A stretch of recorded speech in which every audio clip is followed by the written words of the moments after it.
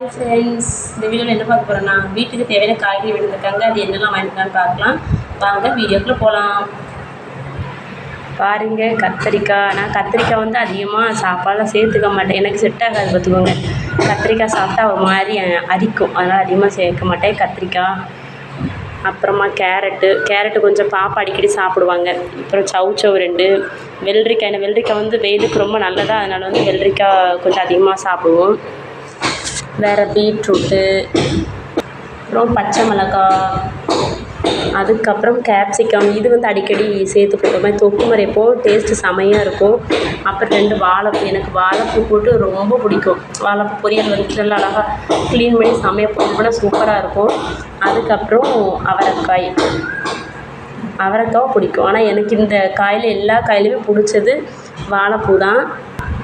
வாழைப்பூ டேஸ்ட் வேறு லெவலில் இருக்கும். முக்கியமான காய் 2 காய் மிஸ் ஆகுது. அதை வாங்கிட்டு வந்தால் தான் எல்லா குழம்புக்குமே யூஸ் ஆகும். வெங்காயம், தக்காளி அந்த 2 வாங்கிட்டு வரல. சின்னதாக செய்யலை, மற்றதெல்லாம் வாங்கிட்டு வந்துட்டாங்க. சரி, ஓகே, நெக்ஸ்ட் வீடியோ பண்ணலாம். அந்த வீடியோ பிடிச்சிருந்தா லைக் பண்ணுங்கள், ஷேர் பண்ணுங்கள். மறக்காமல் பக்கத்து பெல்லைக்கான கிளிக் பண்ணி சப்ஸ்கிரைப் பண்ணி பக்கத்து பெல்லைக்கான கிளிக் பண்ணி எனக்கு சப்போர்ட் பண்ணுங்கள். பாய்.